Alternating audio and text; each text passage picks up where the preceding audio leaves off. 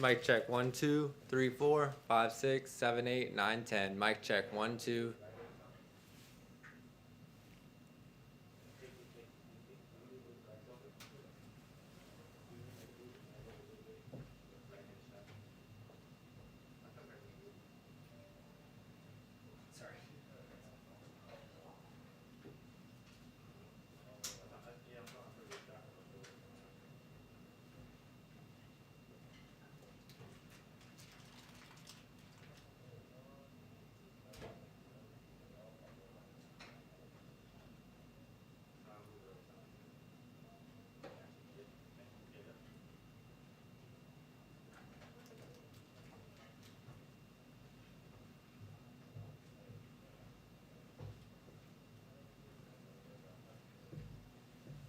It seems that way a little bit.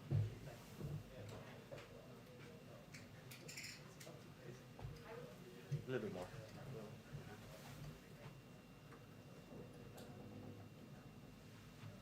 That's good. Yep.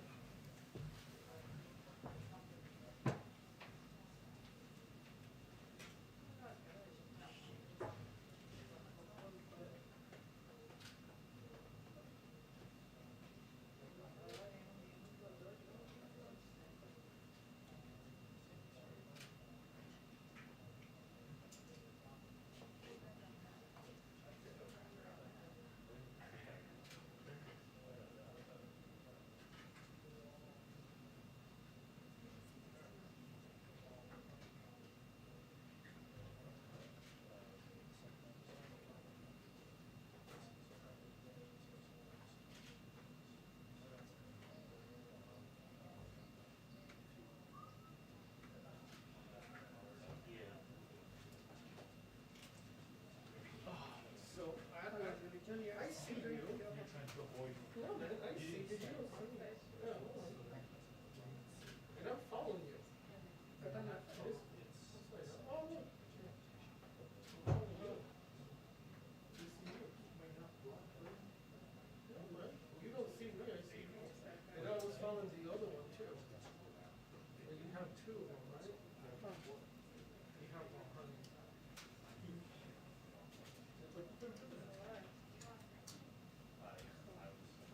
Ci już takie dikówki zapczety zada?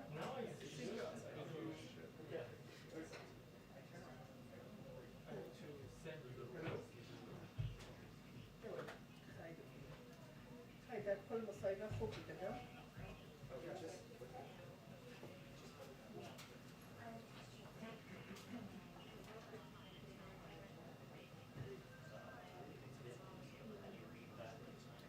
Nie wiem, czy ma jakieś telefon do tego, to jest tam sesja sobie tu, a pasanda jest tam, że software, to one pieniądze są do, albo da malne są do tam, to rozumiem taborowo, to jest rozwiązane za noma sobie. Da se teknoloji budem šumogu v tom diden, kad sam da imaš što se džona, da se da stojčeva. Širkom, kivan, tako mašinu, da nam namena da kaj. Kaj bože? Kaj bože, pa da mu već svojki naći, da pa stati. Oh, that makes, I'm glad you mentioned that because I was gonna, Da ga inče se ne do mogu some stuff kontrolski, no pa work više about nešto, ako ne the kontrolno, on that. Okay, perfect. Ama da yani compensation isn't it? Compensation. No, bibi nam včera kamatane, še imamo da nina mi čisto tamo so. Gajde, so tega čisto ono mojim čist, kaj ga ujodno, da tega čisto.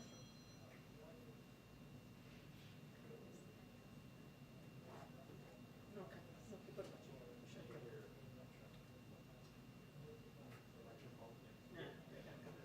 Tudi ga koroj ta halot, pa če аз съм намирал то да се изкачва в пластури. От нас бъда съм просто на протия, на модура да речуя меканос, ще се бъда стати. Бърва чека. Бърва, да се става.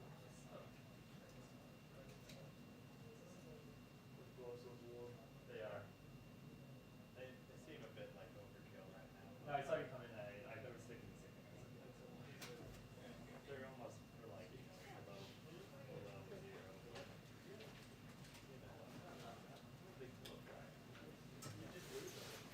That is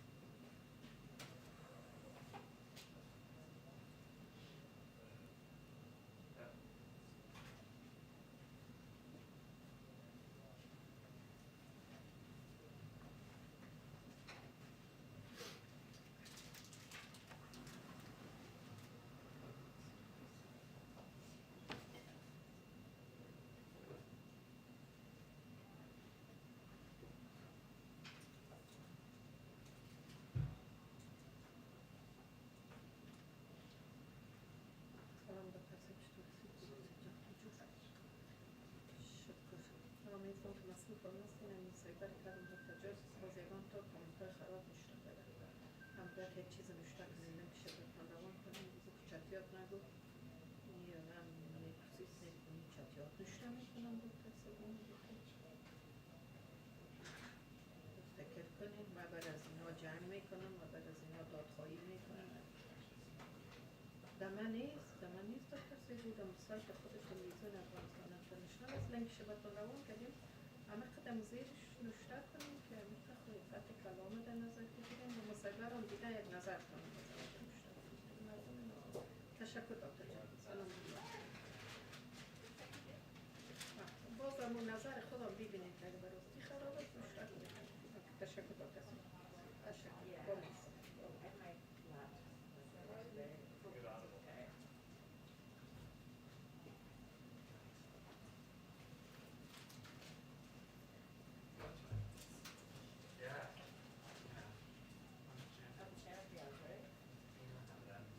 The West Valley representatives. Right.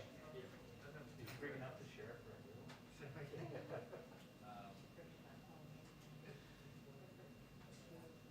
I'm Sal.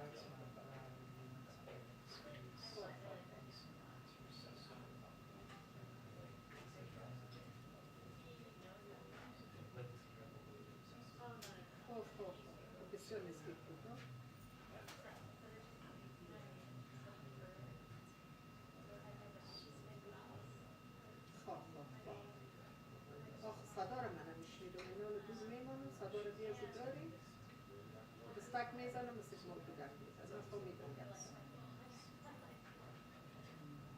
باز مثلا اگه گفتم اینا را اگر از اندوز نشد تا خانه برم تا ویدیو رو برم بکشم که چیز فوق‌العاده میشه دیگه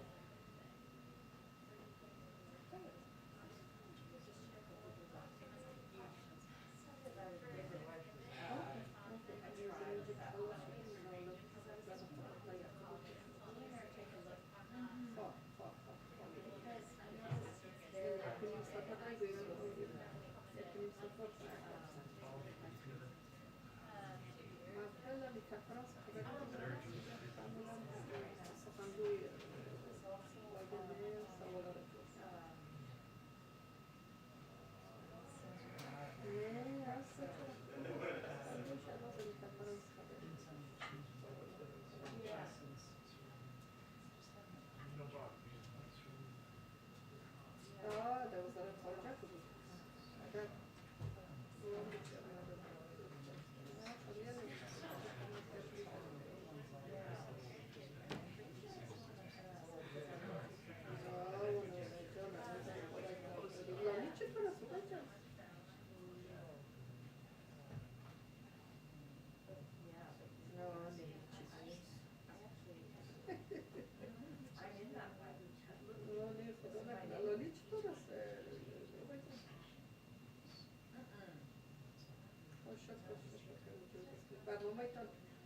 برنامه‌تان رو پیدا ندارد کدام تلویزیون است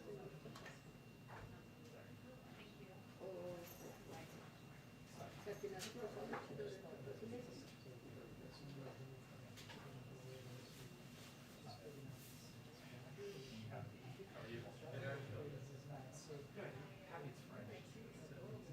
For whatever that actually means for us. But at least looking at it.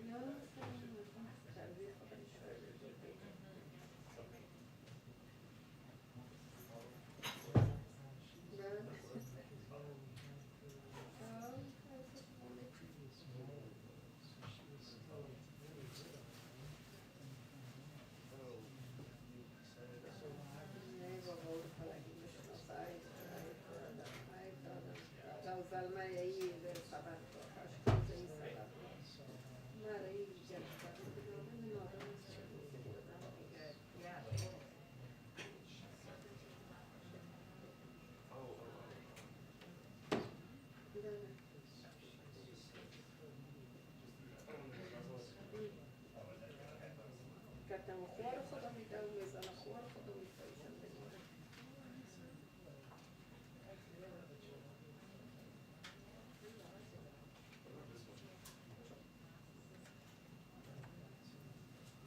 چی میگه خوار خودم میگم بکن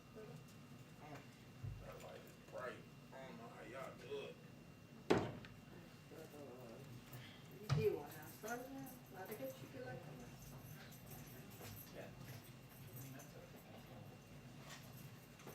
Little pressing people. Hey.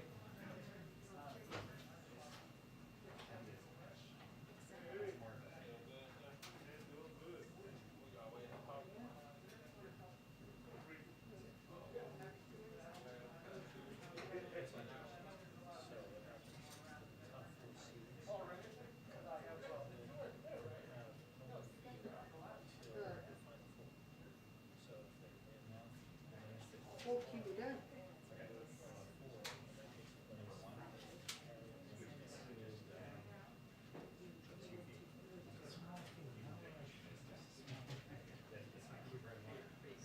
Slamming it back here.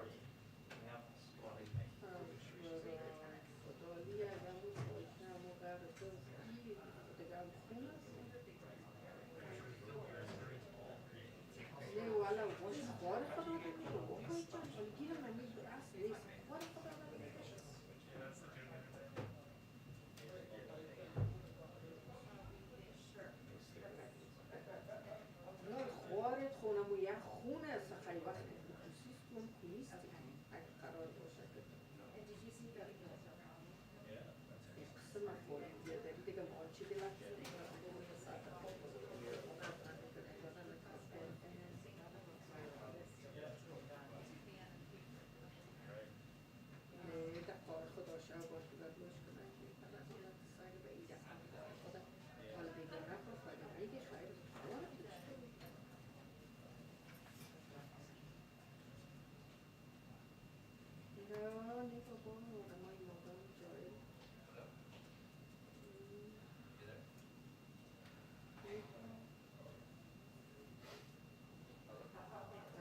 Bizim çiftlerine boşuma mektubizm dönüşünün bakmanı kıtası kadar bazı tutuyla.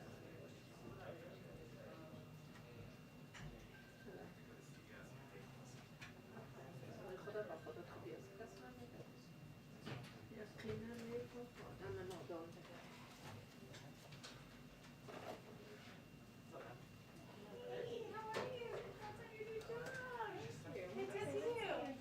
I know. It's funny because like I'm here all the time, but I feel like I see like, yeah, I see Chris, Alex. How are you doing? Oh wow, that's nice of you to come. I would be like, you saw earlier. Thank you. Good to see you. Are you excited? I am. Good. That's great. Good. I took 2 weeks off last year between jobs and it was amazing. Just particularly after like the release. Yeah, right. It's like also just like relaxing. That's good. That's great. And you're according to the grapevine, you're like safe in Chicago, right? That's great. That's perfect. That's good. Worked out great. I know. Yeah. I'm good. Yeah, everything's good. It's like, yeah, I've been for like almost a year. It's been busy, but it's been good. Yeah. Thanks. I mean, it's like so different covering these guys versus Trump, but. Right. Well, I'm downstairs in the booth, so come by and say hi if you want to.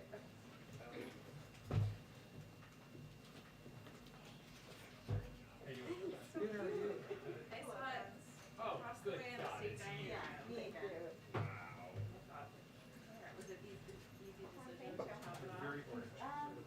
I actually, it is shorter than I did not purchase Okay. it. Everything's together. Okay. But it's actually like really nice. Yeah. I mean, Apparently monochromatic is like dry it thing. for like 5 minutes. Yeah, but whatever I would say, Kind of awesome. because my wife says that that's the worst sense in the world, so. So yes, I think it's good.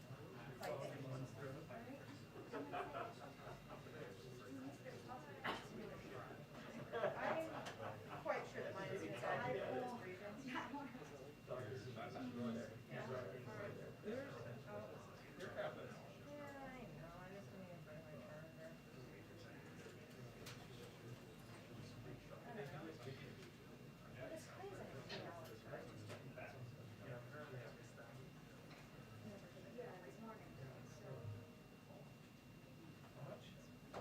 It claims I have 3 hours, but it's like I have, oh, no.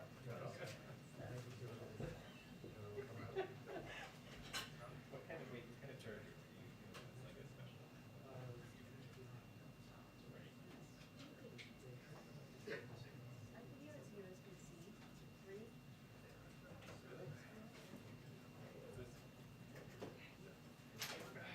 Apple, I don't know if my Apple, my Yeah, lots of shit. So is USB 3? I mean, USB-C work? Yeah, I think so. I don't know.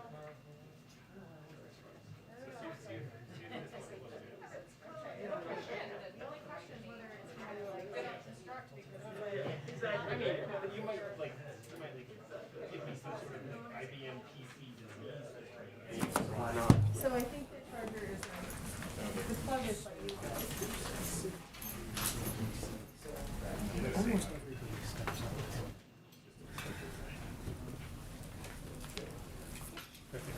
do you think? God, it's like a miracle. Tell you, right? I might break the charger with this gross old PC.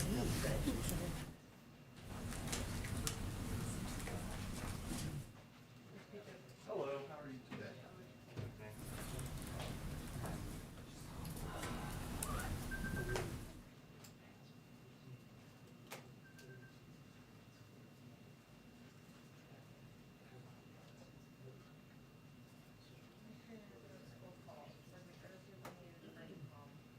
I called that.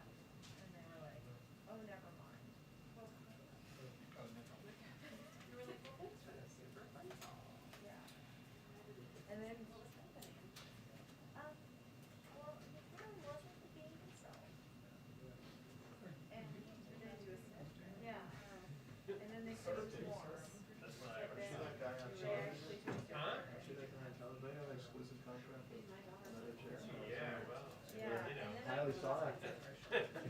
Right. Oh, My older son and mother. she was on the beat. And then I like called my au pair who, due to a miscommunication, picked him up right away and he was like, no. I mean, Here I am. we were like rolling around these words for the rest of the day. And she was like, well, the teacher said he was Well, that's finicky. part, yeah, exactly. I'm like, well, that's not. Partly it's like Well, let's see. the TV that I'm Also, wearing, like, you could and I It don't doesn't have sound like the earlier event Yeah. was super. So I'm like really confused about what is actually going on with our child. Is that a frog in his throat? Yeah.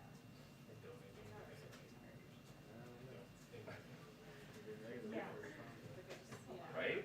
There is a link. Yeah. Order track rate on a long, I mean, it's, 20-hour we wouldn't night. have yeah. Oh, yeah, sure. Caesar, does this thing go out live or? No, that's just. It's, it could be like, yeah, they take it. Oh, great, okay. Audio's going out right now. I'll To stop the pool talking. line. To the entire pool. In my final broadcast. I'm sure you know how to turn it off. Okay.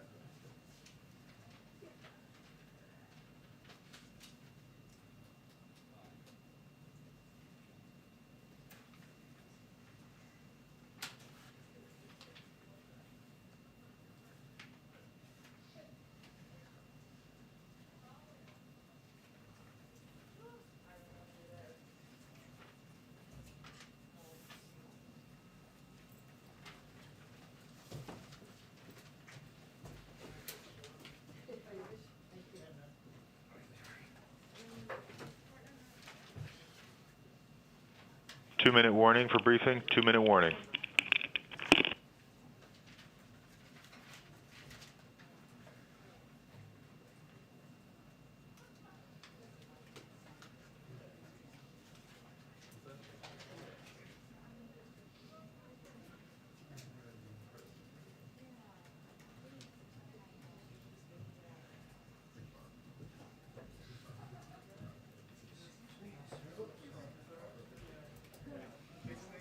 Oh, here.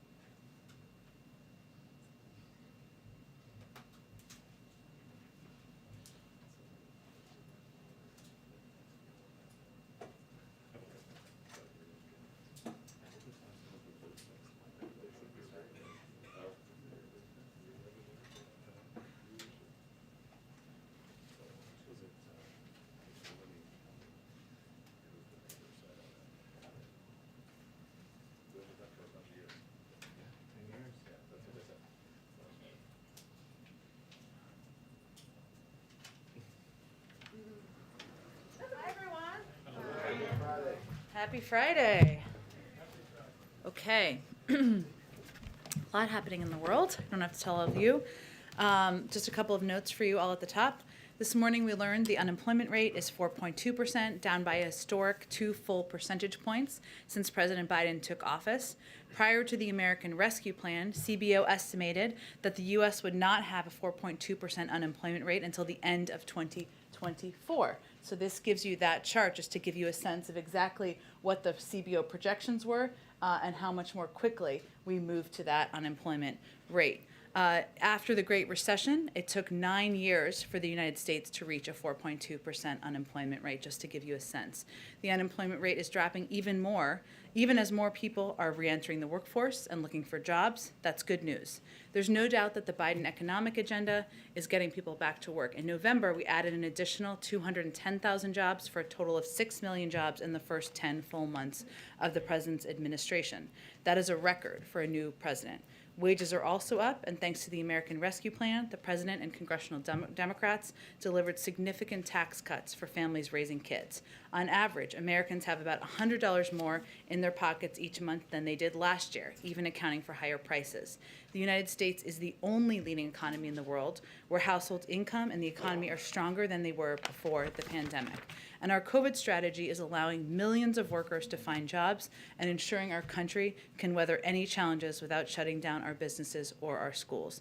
We know though there is more work to do, and the historic Build Back Better Act will cut costs that American families have struggled with for years, create more jobs, and continue growing our economy. Just some notes on the week ahead for all of you.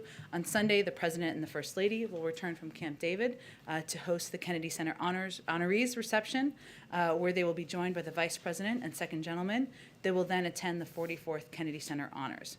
On Monday, the President will deliver remarks on how his Build Back Better Act will lower the cost of prescription drugs for millions of Americans by finally letting Medicare negotiate drug prices, imposing a tax penalty if drug companies increase their prices faster than inflation, putting a cap on how much seniors and people with disabilities have to pay for drugs, and lower insulin prices so that Americans with diabetes don't pay more than $35 per month for their insulin. The President thinks it's absolutely unacceptable that the American people are forced to pay the highest prices for prescription drugs in the entire world, 2 to 3 times as much as other developed countries. And this is an example of how Build Back Better will reduce many of the biggest costs families face.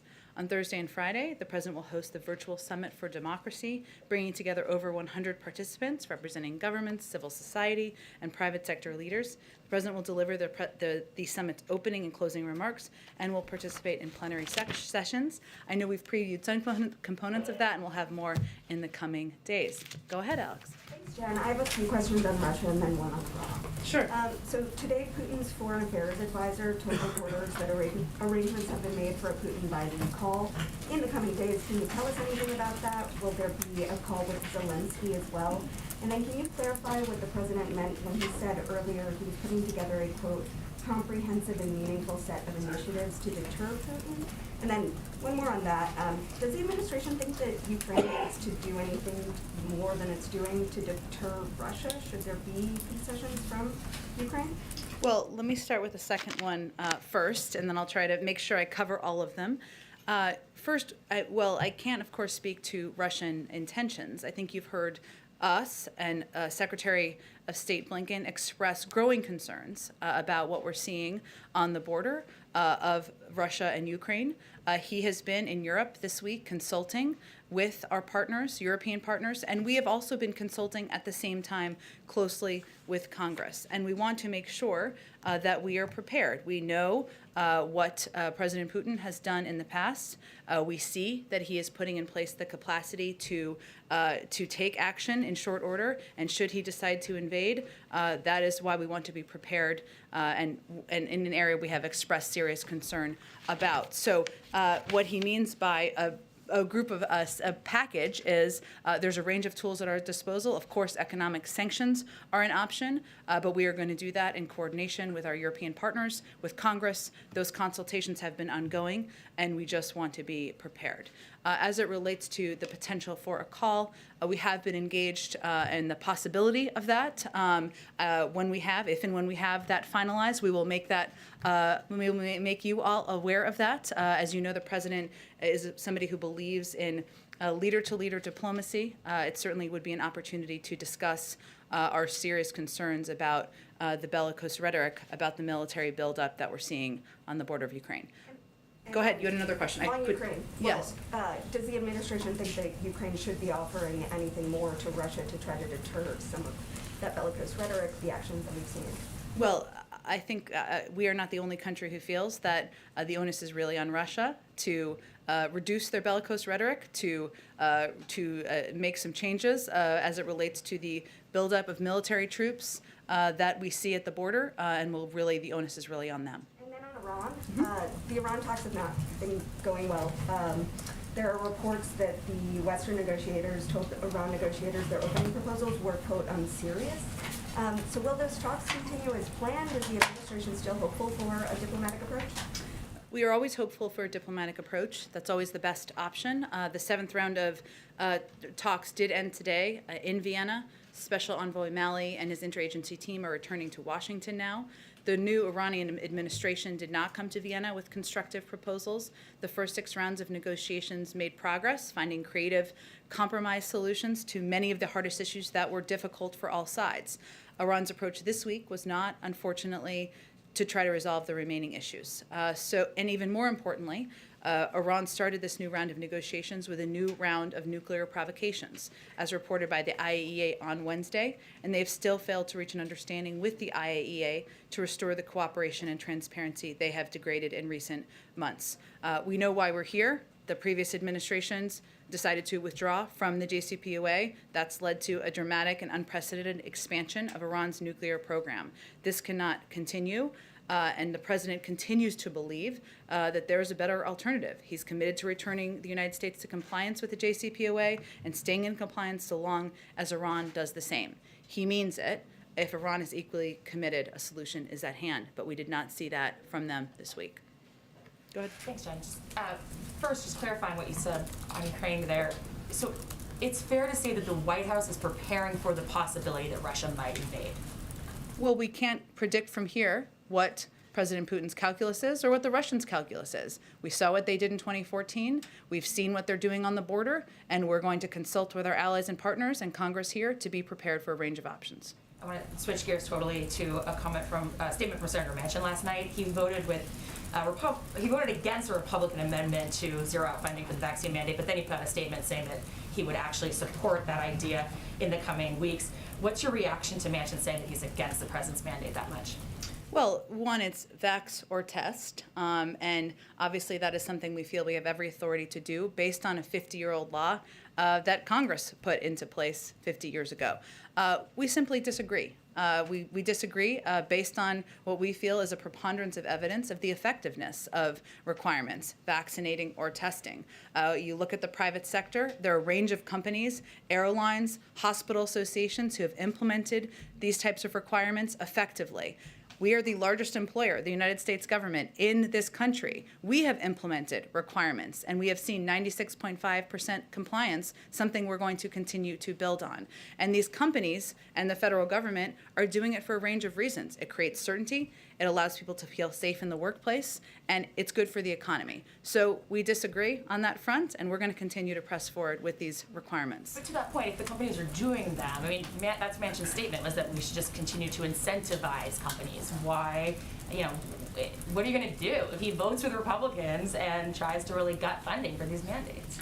I'm sure we'll be having discussions with him and anyone who is an opponent of these steps, but I don't have all the details of what this would actually propose. We're talking about implementing requirements through a 50-year-old law. It's obviously in the courts now. It is a good sign, no question, that companies are doing this in the private sector, but we still feel at this point in fighting the virus, it's important to move forward with these requirements. Go ahead. Just a quick follow-up on Ukraine.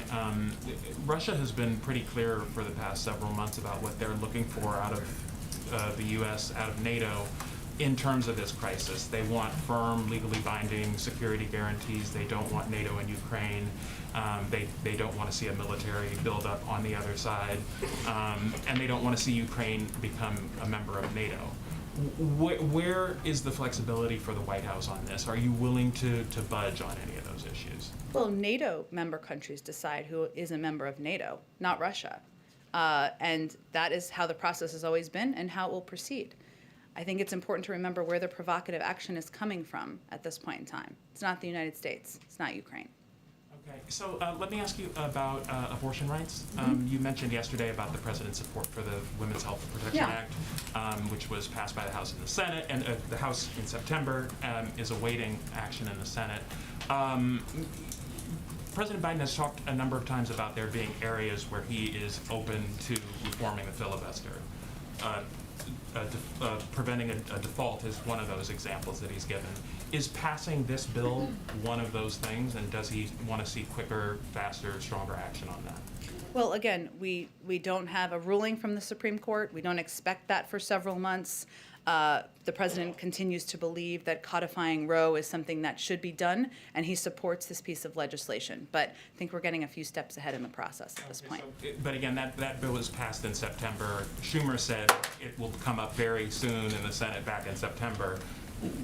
Where is that, and is the White House doing anything to push that along? I would point you to Leader Schumer's office on any status of when that would come forward. Again, it's something the president strongly supports, and he is a strong advocate for codifying Roe. Go ahead. In the president's remarks earlier today, when he was asked about his cold, he said that he is being tested daily for COVID-19. My understanding was that it was done with less frequency of that. I know Dr. O'Connor said that he was tested 3 times this week, but is there a change in protocol where he is going to be tested daily? And what kind of test is he getting, antigen or PCR test? Yeah, I think we just put out some details from Doc O'Connor that outlines how many times he's been tested, and I believe the kind of tests that he received. He received those tests because he had a cold, which would be considered a symptom, but it's not a change in protocol. And so he is not going to be tested daily? No. And then yesterday, President Biden said that he spoke with Senators McConnell and Schumer on government funding. Has he spoken with Leader McConnell when it comes to the debt limit, and would the president be open to tying the debt limit to the NDAA? I don't have any calls to read out for you, but we are encouraged by the conversations that are happening between Leader Schumer and Senator McConnell about how to address a range of issues that are in front of Congress, including the debt limit. And beyond that, we don't have any update from here. Go ahead. Thanks, Jen. Just to clarify, the president did say he was tested every day for COVID, so did he just misspeak there? Well, I think, Weijia, I would point you to the transparent note we put out from the doctor to all of you that outlines how many times he was tested and exactly what he was tested for. Okay, and then shifting to the new travel policy that goes into effect on Monday. The burden is on airline workers to verify test results to make sure they're negative. Is the administration doing anything to help train them so they know how to do that and so that they can spot fraudulent results, for example? I would really point you to TSA, a division, of course, of the government. I'm sure that they are taking steps to make sure people are prepared to look for how to verify, but I would really point you to them for more details. Okay, and the president just announced it yesterday. It goes into effect Monday. Can you share what you're doing to get the word out to international travelers, especially to Americans who might be coming home? Are airlines sending out the message to all those travelers? This is not, I would just remind everyone that this is from 3 days to the day in advance. So it is a change in that regard. It is not an entirely new component. We have communicated that effectively. I think travelers have been able to abide by the 3-day requirement. We will communicate through a range of channels we've done in the past, but we don't expect there to be an issue. And then just one more quick one. A lot of these at-home tests come with a stick. So your test result is the stick that either has 1 line or 2 lines on it. But the FAQ section says that you need, you will need to show a paper or digital copy of your test result. So is the stick the test result? Again, we've been implementing these requirements for the 3-day requirements since we returned to international travel effectively. I would point you to TSA and others for specifics, but this is not an area where we've had issue, and we don't anticipate them in advance of Monday. Go ahead. Thanks, Jen. The Build Back Better plan's price tag is being described as incomprehensible by Congresswoman Abigail Spanberger, a Democrat. And Lindsey Graham says that he has heard from the CBO that they're going to do an alternative cost estimate and that it's going to cost more and add more to the debt. So is there any thought around here to maybe waiting for Build Back Better until a month that you don't have this big miss in the jobs report? There's a lot of things gathered into that question, so let me do the best I can. Let me do the best I can for you here. In terms of the report of a new CBO, that is not exactly how it works. There has been, and let me just start with the irony here, that there's an irony that a number of Republicans who forced an unpopular tax giveaway to the rich that increased our debt by $2 trillion, and certainly didn't ask for a score for a continuation of that legislation that did add to the deficit, are now asking for a score, an additional score, post this bill being concluded for something that isn't even going to be law. They're asking about a potential continuation of these components of the package that, again, the president has said he would pay for. I can't get into the psyche of why. I would suggest that it might have something to do with their opposition to raising taxes on corporations. That seems to get under their skin a little bit. We disagree with them on that front. I would say the CBO has put out a score. A number of economists have put out scores. We have outlined in the past that CBO does not have a great deal of experience scoring components like the IRS tax savings. That's something that the former head of the CBO has also spoken to in the past, and that there are estimates about those cost savings that lead to not only our assessments of the cost and savings from the package, but the assessments by many economists. Okay. On the pandemic, it's been more than 2 weeks since President Biden had a call with Xi. And on that call, we know he did not press him to help with the COVID origins investigation because you said that Xi just understands he's supposed to be transparent. So, in the 2+ weeks since, has he helped and been transparent yet? I don't believe that's exactly what I said. I believe what I said is that we have pressed for this repeatedly. We will continue to, and we'll continue to do that at a range of levels. I don't, unfortunately, have any updates on the participation or willingness of the Chinese to add and provide additional data. Can I provide one other update to you, since you asked me about crime yesterday, and I have a little more information for you? About crime? My question was about Xi. Well, you asked me a question about crime yesterday. Okay. So I was going to give you a little extra information. I followed up for you, Peter. So I would note what should have added yesterday, but I learned afterwards, is that the Justice Department, the FBI, and the federal law enforcement have been in contact with jurisdictions where we have seen this high level of retail theft. So, for example, in Los Angeles, we've seen a rash of robberies. The FBI is providing assistance to a multi-jurisdictional task force led by the LA Police Department. I'd also note that on top of that, the Department of Justice announced last week that San Francisco, where a number of high-profile retail thefts have happened, will get money to hire 50 more police officers through the COPS program that the president has championed. That came as part of nearly $150 million in similar grants nationwide. So just a few updates for you. Thank you for that. We will include that in our I look coverage. forward to seeing it on Fox later today. It's on Fox right now, I Okay, think. I bet it is. One more topic to follow up on some of the questions from earlier. The president was hoarse and coughing today. A lot of people in the workforce are encouraged not to go to work if they are exhibiting those symptoms, even if they are fully vaccinated. So are the rules different for the president? The president, again, was tested, as we put out in a transparent piece of information from his doctor, where he received a response quickly from that test, enabling him to proceed. People also he had a cold, which is what you know from the information put out by the doctor. But as you know from your own experience, it is possible to test negative several times before there's a positive test. So is there any concern about having him at work while he's got these symptoms, even if he is showing negative I can assure you that the president follows every protocol. He wants to keep Everyone's safe in the White House, and that's why, obviously, we consult with the doctor, and we put out that information to make it available to all of you. Go ahead. If I can ask you about the announcement the president made yesterday. Right now, some European countries are subsidizing the testing process overseas. The decision was announced here that the government would be having Americans submit to insurance for reimbursement. Why that decision and not follow what's been a successful path for a lot of European countries, which is the subsidizing of those tests? Well, I would note first, Peter, that the announcement made yesterday builds on the steps we have taken to date, which includes ensuring there are 8 FDA-approved tests available out in the market, home tests. There were none available at the beginning. There were half that number available just a few months ago. We've also quadrupled the size of our testing program and capacity just since this summer. We've also invested billions of dollars here in the testing market. That market here includes reliable tests that meet the FDA's gold standard. Some of those tests might not meet that standard, and that's what we think the American people expect and deserve.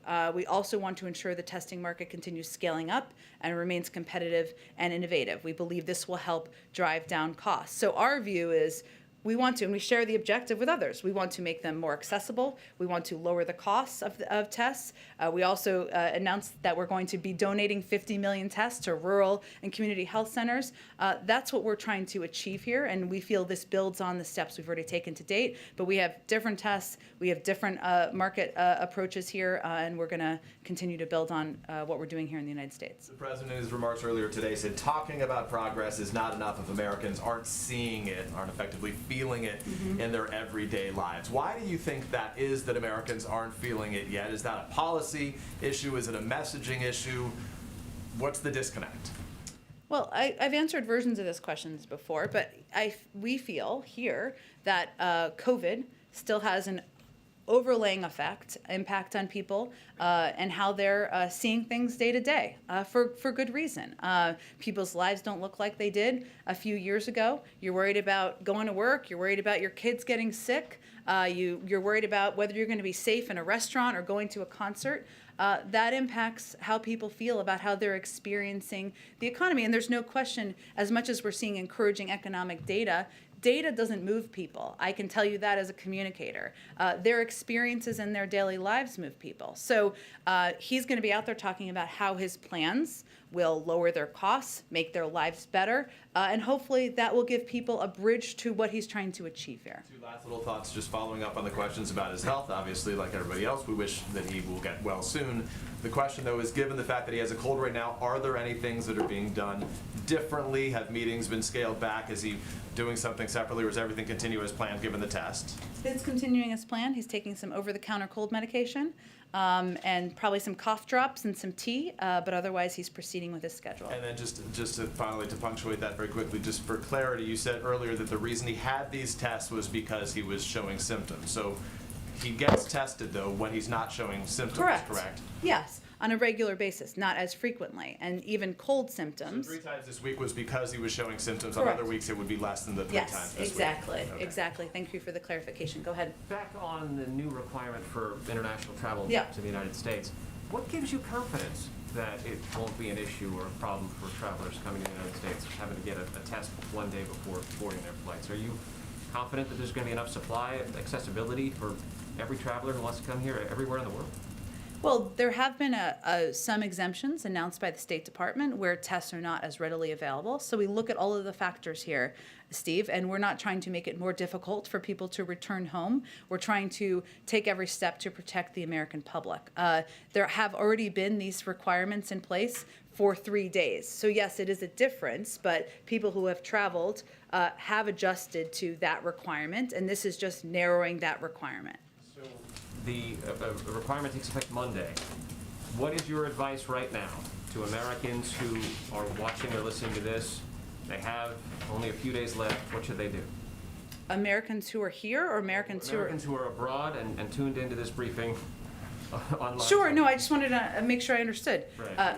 A day in advance of their international flight, they should get a test, as opposed to 3 days in advance. That's the difference. Go ahead, Sabrina. Thank you, Jen. A number of cities, including New York, LA, San Francisco, require proof of vaccination to access indoor dining, bars, and other non-essential businesses. given the new variant, does the administration believe that more cities and localities should enact similar proof of vaccination requirements? They may decide to do that. Our approach and our view has always been that's up to cities and localities. It is not, as you know, that CDC guidance has changed on this front. There's a lot we don't know about the variant. We're learning more every single day. But again, we continue to believe that's up to states and localities and what they need to do to protect people in their community. And just similarly, with respect to cities and localities, there are a number of cities that still have not reinstated mask mandates, but they do fall within the substantial or high transmission category that the CDC has outlined for areas where there should be indoor mask mandates in place. So do you think cities like DC and New York, which are still in substantial or high transmission, should abide by the CDC guidelines? Of course they should. Every city should. I would note, this wasn't exactly your question, but I felt this was an interesting piece of data as it relates to vaccination rates. Yesterday, 1 million people received booster shots, 2.2 million shots total. That's our highest day since May. So just to give you a sense of how people are consuming information, we obviously don't want that to be a response. Our objective is not for people to be scared. That is not what we're trying to do here. But certainly you're seeing that the impact of how this is being communicated about is being felt in communities. People are taking steps to protect themselves. Go ahead. In the state dining room earlier, the president said he was putting together the most comprehensive and meaningful set of initiatives to make it very difficult for Mr. Putin to go ahead with actions towards Ukraine. Are any of those initiatives military in nature? Well, I'm not going to outline them in more detail from here, but I would note that obviously economic sanctions in a range of formats, economic steps are always a part of the option. We have, of course, provided a range of security assistance to Ukraine in the past, and that's something that remains under consideration. But that's what I can preview at this point in time. And just on the next tranche of Fed nominees, has President Biden finished the interviews for those 3 slots? I don't have any update on the personnel process. You can all continue to plan for him to announce the additional nominees in short due time, but I don't have any update on the day. Afghanistan, please. Go ahead. Thank you very much, Jen. Winter is very close, and Afghan people are still in a bad situation, food crisis. Any plan of United States for humanitarian assist to Afghan people? And also, U.S. Victim family 9/11, they expect to receive some money from the frozen money in Afghanistan. Do you have any comment about that? Although Afghan people lost so many people, like 165 people have been dead in Afghanistan. And Osama bin Laden was found in Pakistan. I think that 9/11 victim family expect this amount from Pakistani authority. So I would just note on the last question you asked, very important question, good question. It's under the Department of Justice is really the right entity to discuss that with. There's some discussion of litigation around that with some of the 9/11 families, so I would point you to them on that in that regard. On the earlier question, you asked about humanitarian assistance. Absolutely. The United States continues to be the largest, if not one of the largest providers of humanitarian assistance to the Afghan people in the world. We will continue to discuss with our partners, with the UN, with others, the best means of getting that assistance to the Afghan people, and that is an ongoing discussion and one we are committed to continuing to contribute to. Go ahead. Yeah, Jen, thank you. Germany has decided that unvaccinated people should not be allowed to go into public places. That may be a great way to incentivize people to be vaccinated. Let's assume that would not fly in this country. Let me ask the serious part of the question really is, there seems to be, no matter what, this 27–30% of the population, the eligible population, that refuses to be vaccinated for a variety of reasons, let's It's say. a little lower than that. I mean, more than 82% of people have received their first dose.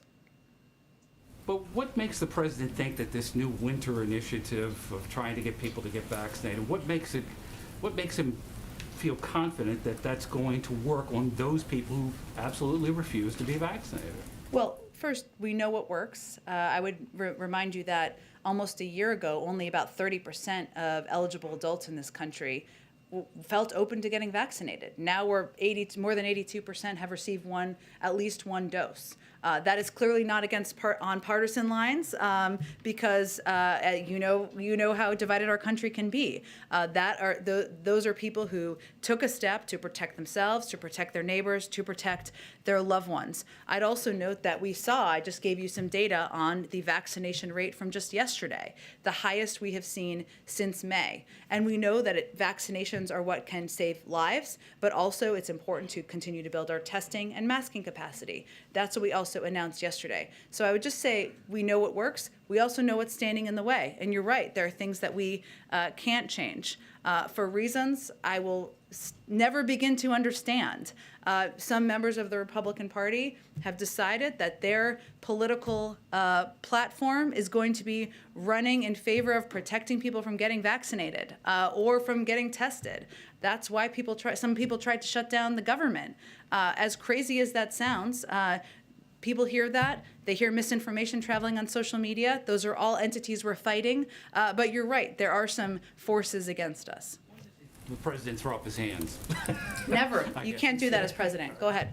Just a real quick clarification. The letter that you all sent out from the president's doctor does not indicate whether the COVID test was a PCR test or an Okay, antigen fair. test. I will get the clarification from him, absolutely. Right. I read it too quickly up here, yes. It's important given the difference in Sure. accuracy. Understood. That's all. Thank you. Okay, sounds great. Go ahead. Thank you, Jen. My question is about the travel restrictions, and right now the African people still very concerned about these restrictions because of that there is a little chaos in the continent because many countries are closing their borders and people are not traveling as usual. And many people in Africa still have problem to really understand the real reasons behind those travel restrictions. So, and why it's still in place. You have said in the past that there is no political reasons behind this decision. And the president and you yourself have mentioned that this is to protect the American people and it's for the safety of the American people. But if this was really about the safety of the American people, why some countries in Europe and even Canada that has the variant are not included on this travel restriction list?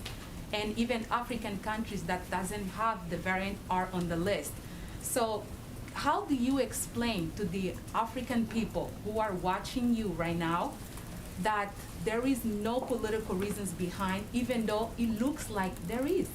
So I would say directly to the people in Africa that these restrictions were announced a week ago on the recommendation of our health and medical experts, because what we saw and what we have continued to see is that in South Africa, the variant and the spread of the variant led to hundreds and thousands of cases. And I don't have the exact number in front of me, but now it's definitely far into the thousands of cases.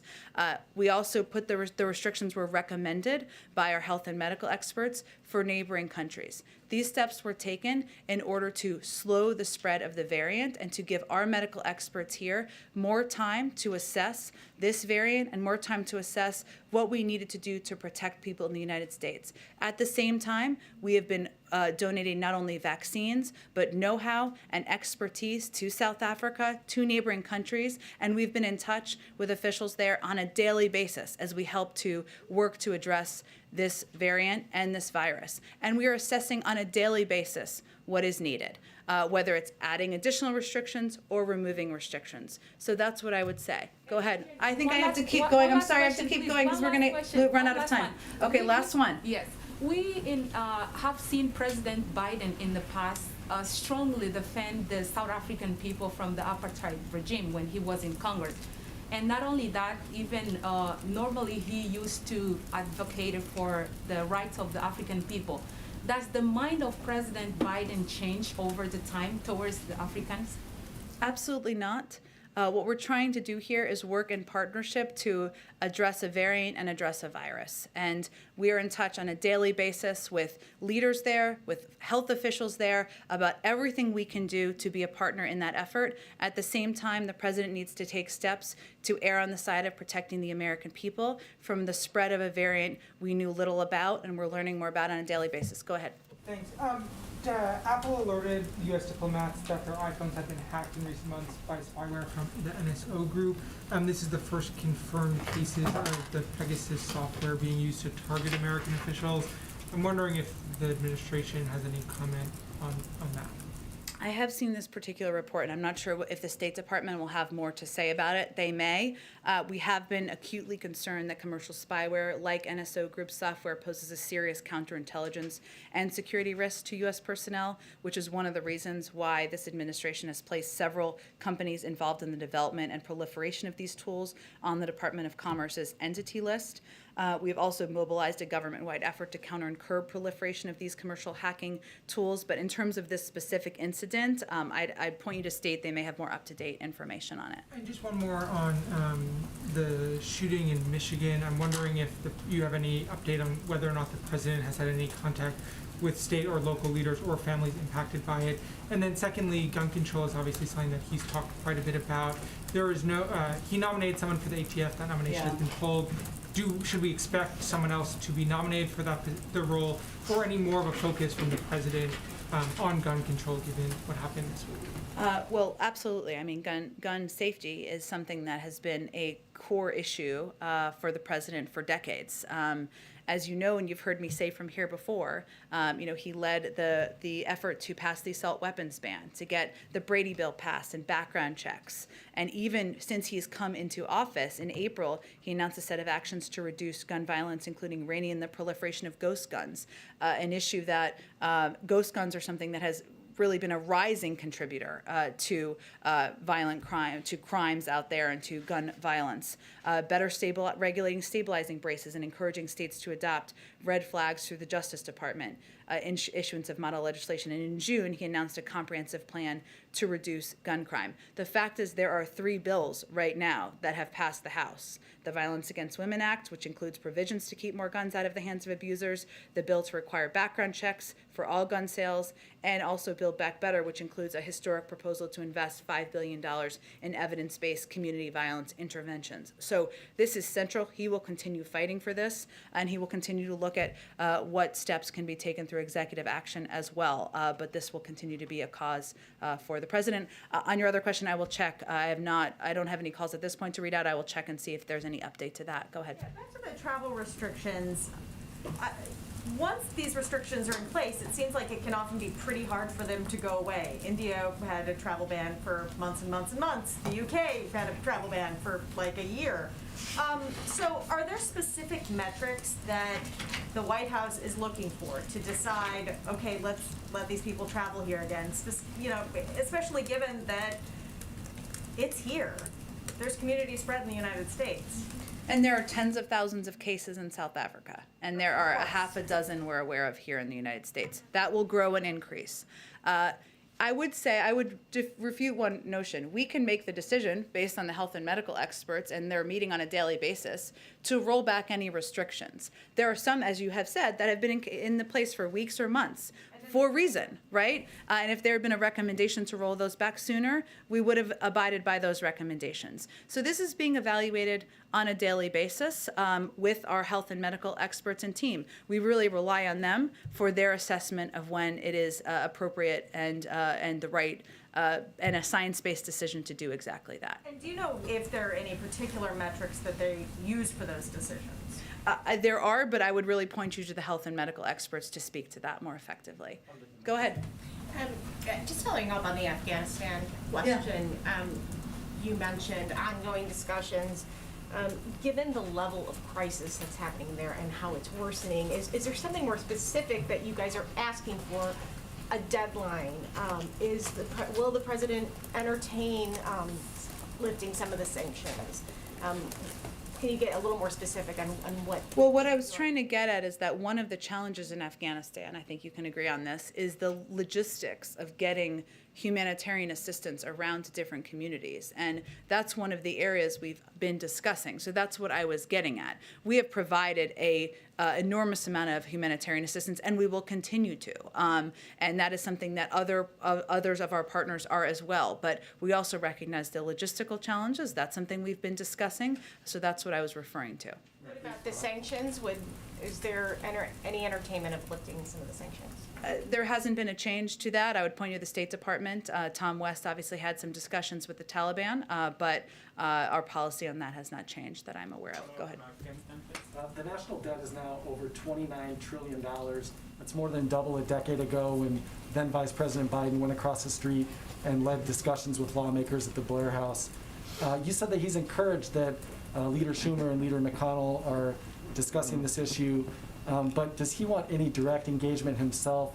Do you see any sort of scenario where the president tries to strike some sort of grand bargain like President Obama and John Boehner tried to attempt a decade ago? I think you're combining a few things there, so let me do my best here. One, the debt limit is about paying the bills that are already due, right? And so our proposal, our preference is always to do that through regular order and just raise the debt limit to ensure that we are protecting the full faith and credit of the United States government. As it relates to what the debt looks like, we agree.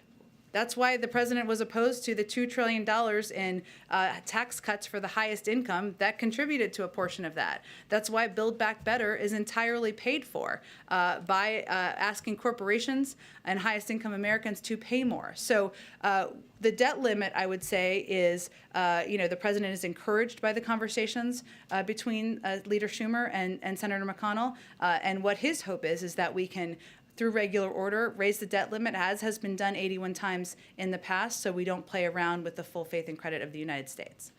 Go ahead. Thanks, Jen. There's reporting on an alleged Chinese submarine in the Taiwan Strait.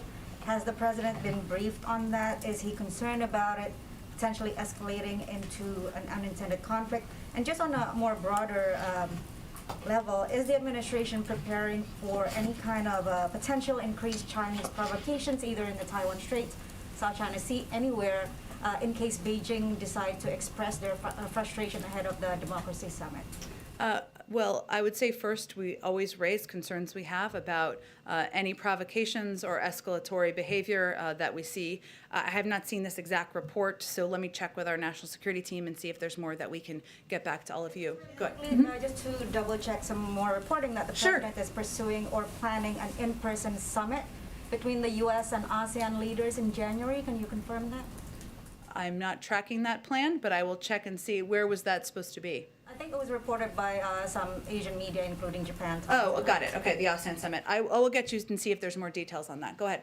Jen, you've been clear going back until at least September, every time I ask about the administration's position on the Uyghur Forced Labor Prevention Act. You've said numerous times that the president doesn't have a position.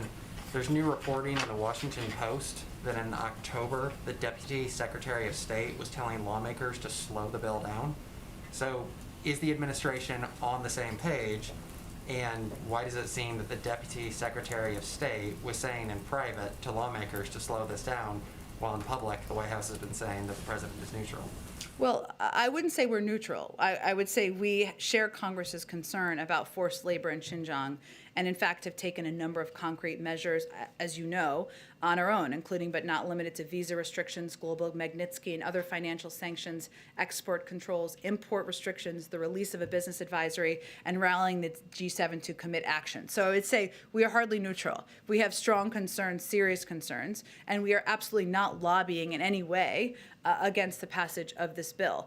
There are negotiations and discussions between members of Congress. The executive branch often offers Congress technical advice to make legislation effective and implementable by the agencies responsible. Those are the conversations that are happening, but we absolutely support and have been advocates for doing more to put in place accountability here. You laid out a number of executive steps that the president has taken, and then also how he's rallied the world, at the G7 on this issue. Does he want Congress to do anything additional? I mean, he's leading on the world stage. Is he going to lead in Congress in terms of actually getting something into law? There's negotiations he fully supports between members of Congress, and he supports the objective of doing more here. And as is evidenced by the fact that we have done a great deal. We're offering technical assistance. Again, we're not lobbying against this bill in any way, shape, or form. That's a normal part of the process in order to make sure legislation can be effective and implementable. That's where the status of it is at this point in time.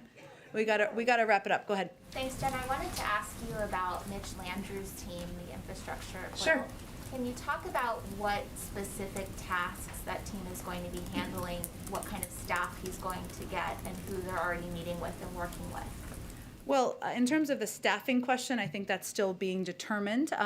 But what his role will be, I would say, is akin to the role Gene Sperling has had in implementing the bipartisan infrastructure piece of legislation that includes engaging closely with local elected officials, mayors, governors. Fortunately, he's got some experience doing exactly that.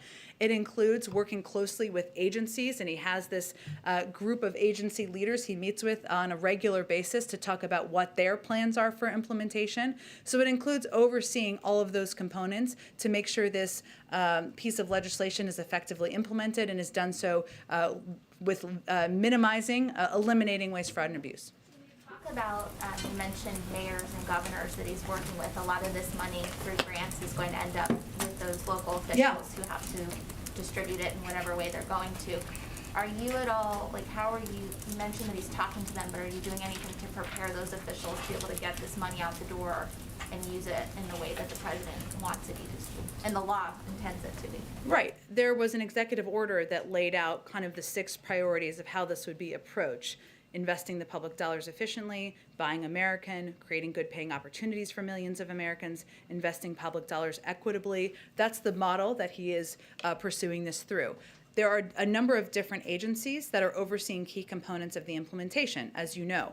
Some of these programs are grant making. Some of them are programs that are already up and running, where we're augmenting and adding more to it. You may have seen that there was an announcement from EPA yesterday, right, about a project that was going to be underway to knock down and replace lead pipes. That's a program that could happen on the earlier end. We've talked a little bit about how taking steps to continue to address congestion at ports is a top priority. That continues to be the case. There are some components of this, massive infrastructure projects, that will require a longer-term approach because we want to do it effectively and we want to do it right. He is overseeing all of that, working in close coordination with agencies and leaders, mayors, governors in these states to implement not just short-term but also longer-term projects. Okay, we have a visitor today.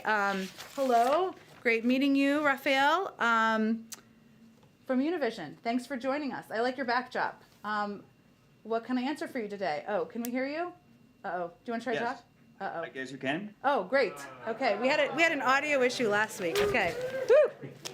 Okay.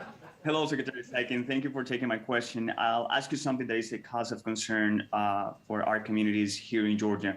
As you probably know, our state is only, we have only 51% of our population fully vaccinated. And we even have counties where only 20% of our residents are vaccinated. Yesterday, Dr. Cameron Webb from the White House COVID-19 response team told me that states like Georgia are potentially some of the most vulnerable ones to the new variant. Nevertheless, our Governor Brian Kemp has been laser focused on fighting federal vaccine requirements, calling them unlawful and unconstitutional. And as cases of Omicron variant increase in the US, and with Georgia as one of the most vulnerable states, I would like to know what's the White House's message to Governor Kemp? Well, I would say our message to Governor Kemp is if you're not going to be a part of protecting the people of Georgia, ensuring that they can take steps to save their own lives, save their neighbors' lives and their children's, then you should get out of the way. Because businesses are implementing steps across the country, including in Georgia, to put in place vaccine or testing requirements. Hospital associations are, universities are, and people, and what we've seen as one of the biggest barriers, and this is something we can do from the federal government, is access. So our hope is that we can continue to work in a nonpartisan way with health officials in Georgia, as we do across the country, to increase and expand access to not just testing, but also vaccination. That's something that we announced that we're going to take additional steps on yesterday, and we're looking forward to building on. Thank you very much. Everybody have a great weekend. I'm sorry we got to wrap it up. More to come on Monday. Thanks, everyone. Thank you, Jen.